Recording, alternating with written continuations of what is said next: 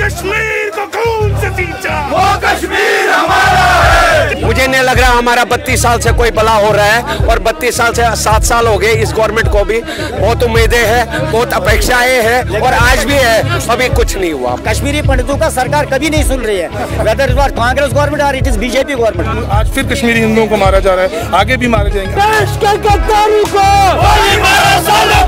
Hello everybody, this is Samriddhi Sakunia and you are watching HW news network. आप मेरे पीछे देख सकते हैं, यहाँ लोगों की भीड़ लगी हुई है जंतर मंतर में। भीड़ इसलिए लगी हुई है क्योंकि जो किलिंग्स हो रही है श्रीनगर में, उनके अगेंस्ट यहाँ पे वो प्रोटेस्ट कर रहे हैं। उनकी मांग सेंट्रल गवर्नमेंट से यही है कि आप एक सेपरेट होमलैंड दें कश्मीरी पंडित्स को। जैसे आपने लद्दाख को यूनियन टेरिटरी बनाया, कश्मीरी पंडित्स के लिए भी उनको अलग से एक जगह चाहिए। They want different security for Kashmiri pandits. उन्होंने ये बोला है कि आर्टिकल 370 को लेके उनका कोई स्टैंड नहीं है, क्योंकि उनके लिए वो कुछ अच्छा नहीं किया है, कश्मीरी पंडित्स के लिए कुछ अच्छा नहीं हुआ अभी तक, and they are not satisfied with BJP at all. Let's go and talk to the people here to understand what are their demands and how long will this protest continue. देखिए, ये जो कश्मीर में जो जेनोसाइड है, ये 700 साल से लगातार निरंतरता के साथ चलता आ रहा है। 1990 में जो हुआ, that was the 7th time the exodus, the genocide of Kashmiri Hindus happened. But उसके बाद भी 1990 के बाद भी there have been multiple massacres. वहाँ पे संग्रामपुरा, वंदहामा, छत्ती सिंहपुरा, त्राल, बहुत सारे ऐसे मैसेकर्स हुए जहाँ पे हिंदुओं को, माइनॉरिटीज़ को हर बार टारगेट किया गया और हर बार मारा गया है। तो ये कोई नया सिलसिला नहीं है, ये कोई अचानक से दोबारा उन्होंने हथियार नहीं उठाए, ये एक कंटिन्यूस प्रोसेस है जेनोसाइड की जो वहाँ पे। और आपको ये बोलना है कि कंटिन्यूसली कश्मीरी पंडित, कश्मीरी हिंदुओं को, माइनॉरिटीज़, हिंदू सिख्स दोनों को, देखिए छत्ती सिंहपुरा में 36 सिख्स को मारा गया। थोड़े दिन पहले आपने वहाँ पे लव जिहाद के भी देखे, वहाँ पे कैसे लड़की को बरगलाया गया। कश्मीरी हिंदुओं को वहाँ लगातार मारा गया। पिछले साल भी अजय पंडिता, राकेश पंडिता को मारा गया। इस साल फिर से आपने देखा होगा 4 और मारे गए, और ये लगातार अनबेटेड है। ये रुका ही नहीं कभी, ये सिलसिला कभी रुके तो इसको हम बोले ना कि अब नेक्स्ट स्टेप होगा। हम लोग बेसिक्स पे हमने इसको एड्रेस नहीं कर रहे कि ये जेनोसाइड है, ये जिहाद है। तो आपने बोला ये सिलसिला कभी रुका ही नहीं, तो why do you think article 370 is a landmark decision? Because Article 370 was empowering the terrorists, was empowering the jihadis in Kashmir to unleash a genocide. After it was abrogated, after it was amended, not abrogated, it kind of took away that power, took away the power from them, and it enabled Indian state to enact the laws which are applicable, the Constitution of India, which is applicable to rest of India in its totality. So it was the first step. Unfortunately, what has happened? We are stuck at that first step only. We are not taking the next steps to take. Kashmiri Hindus, if they have to be rehabilitated, अगर कश्मीरी हिंदुओं को वापस कश्मीर में आपको बसाना है, तो को existence को तो फिर से उन्होंने रिजेक्ट कर दिया वहाँ के। आज फिर कश्मीरी हिंदुओं को मारा जा रहा है, आगे भी मारे जाएंगे। आप हमें भेड़ बकरियों की तरह उठा के वहाँ कहीं पे भी डाल देंगे ताकि हमारा दोबारा वैसे नहीं होगा। आपको कश्मीर के 2 हिस्से करने हैं, कश्मीरी हिंदुओं को, बाकी राष्ट्र के किसी भी हिंदुओं के लिए आपको एक सिविलाइजेशनल फुटहोल्ड कश्मीर में एस्टैब्लिश करने की आवश्यकता है, जहाँ पे आप कश्मीर में डेमोग्राफिक चेंजेस की जो आप बातें करते हैं वो ऐसे नहीं होगा। क्या चेंजेस आप चाहते हैं? देखिए, कश्मीर में there has to be a civilisational foothold, because that is a civilisational conflict that we are having, right? So सबसे पहले वहाँ पे डेमोग्राफी को आप कश्मीर में to the east and north of river Jhelum, कश्मीरी हिंदुओं को वहाँ बसाया जाए।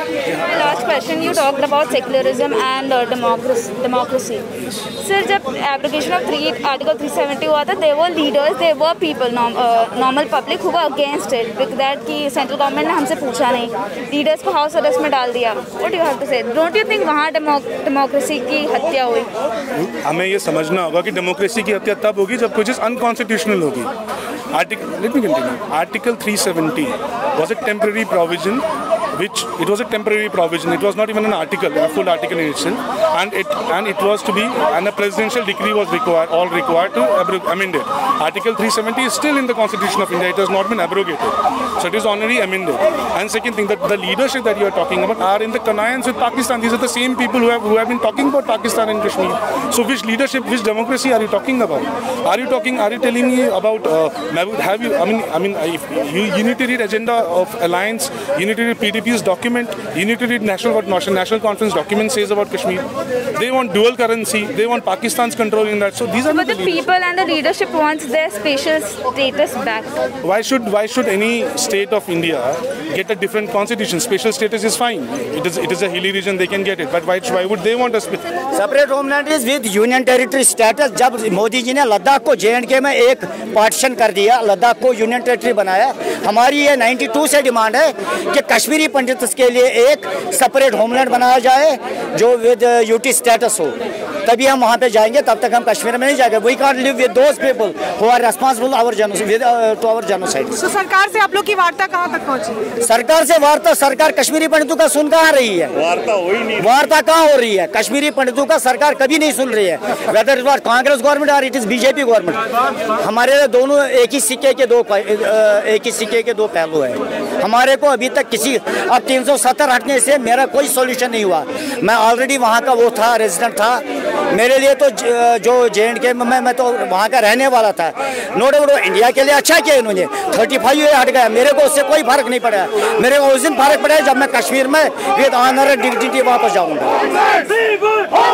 किस कश्मीर का खून सतेगा, वो कश्मीर हमारा है।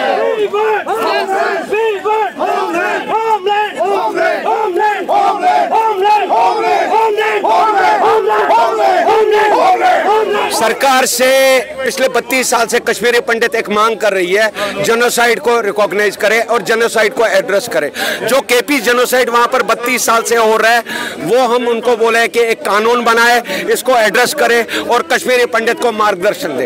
यही हमारी मांग है। जैसे बीजेपी की सरकार ने कहा था कि वो सत्ता में आएगी तो कश्मीरी पंडितों का भला करेगी। मुझे नहीं लग रहा हमारा 32 साल से कोई भला हो रहा है, और 32 साल से 7 साल हो गए इस गवर्नमेंट को भी। बहुत उम्मीदें हैं, बहुत अपेक्षाएं हैं और आज भी है, अभी कुछ नहीं हुआ। अभी मैंने यहाँ पे सुना, आपने कहा देश के गद्दारों को गोली मारो सालों के। कौन से गद्दार? वहाँ पर जो आतंकवाद है, जो पूरे देश में जहाँ पर गद्दार है, चाहे वो बंगाल में है, चाहे वो कश्मीर में है, जहाँ कहीं पे भी है, उनको फांसी पे लटकाना चाहिए।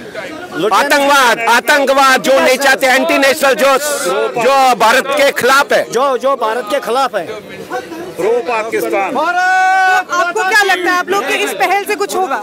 देखो 32 साल में हमने बहुत मांग की, लेकिन 32 साल के बाद आज अब निर्णायक मोड़ पे आया है कश्मीरी पंडित और हिंदू के समाज जो है, हम सबको एक साथ बुलाएंगे। अब हम घरों में बैठेंगे नहीं, चाहे हमें रोड पे बैठना पड़ेगा, सड़कों पे जाम करनी पड़ेगी, जब तक कश्मीरी पंडित जेनोसाइड रिकॉग्नाइज नहीं करे गवर्नमेंट ऑफ इंडिया। क्या आपको लगता है कि आप कश्मीर वापस जाएंगे तो वहाँ पे किस तरह के? कश्मीर वापसी का तो बाद में सवाल है, पहले तो रिहेबिलिटेशन होगी तो हमारे शर्तों पे। हम वहाँ पर नहीं रहेंगे उनके साथ, मुसलमानों के साथ रहेंगे। हमारी शर्त है सेपरेट होमलैंड। किस कश्मीर को खून से सींचा, वो कश्मीर हमारा है। देश के गद्दारों को गोली मारो सालों को, देश के गद्दारों को गोली मारो सालों को, गोली मारो सालों को, कौम के गद्दारों को गोली मारो सालों को। is responsible for this? देखिए, वो लोग कभी पाकिस्तान को तो ब्लेम करते नहीं हैं, और हर बारी आप ये बोल के भी नहीं हट सकते कि पाकिस्तान ने कोई लोग भेजे थे तो तभी ये हो रहा है, क्योंकि बिना अंदर के अपने लोगों के कोऑपरेशन के बिना ये सब नहीं हो सकता। और जो पकड़े जाते हैं वो हर बारी पाकिस्तानी नहीं होते हैं। तो आप या फिर अभी मैंने सुना था उमर अब्दुल्ला जी को NDTV पे बोलते हुए कि जब से ये 370 हटा है तब से ये ज़्यादा लोग मर रहे हैं।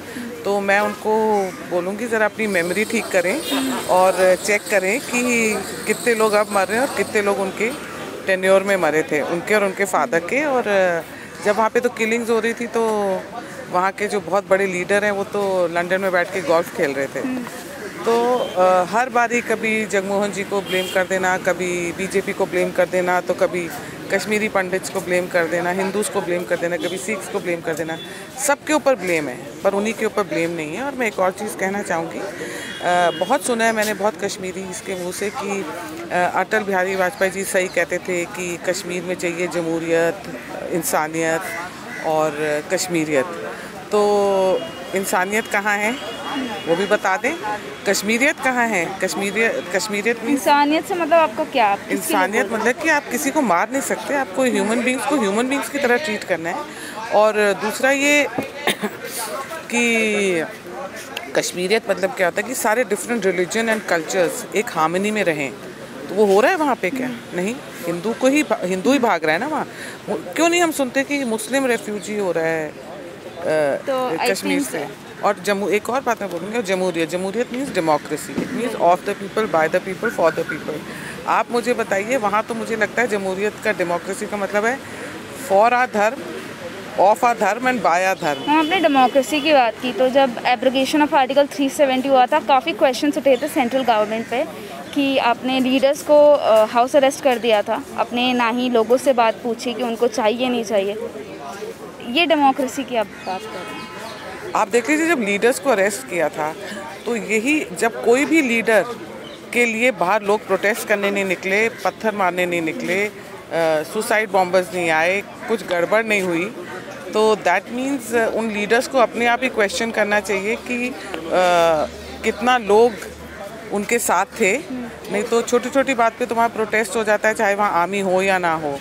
तो और ये लोग डेमोक्रेसी की क्या बात करते हैं? डेमोक्रेसी में क्या ये होता है कि वहाँ पे वाल्मीकि समाज रहता है, जो दलित रहते हैं, उनको आप 70 साल से सिटीजनशिप ही ना दो, वोटर कार्ड ही ना दो, कि वो भी एक डेमोक्रेसी का प्रोसेस है, ये एक बहुत बड़ा फीचर है, आपने वो ही नहीं दिया हुआ, तो वो किस डेमोक्रेसी की बात करते हैं? और वही तो मैं पूछ रही हूँ, कौन सी जमहूरियत?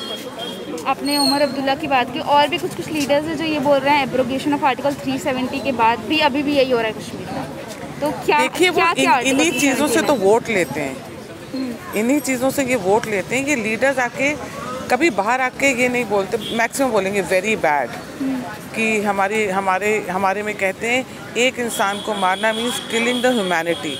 इनका ये फेवरेट सेंटेंस है। और इसके बाद कश्मीरी पंडित्स की या हिंदूज़ की जब बात आती है, बस ये लोग ये सेंटेंस करके फिर ये आगे बढ़ जाते हैं।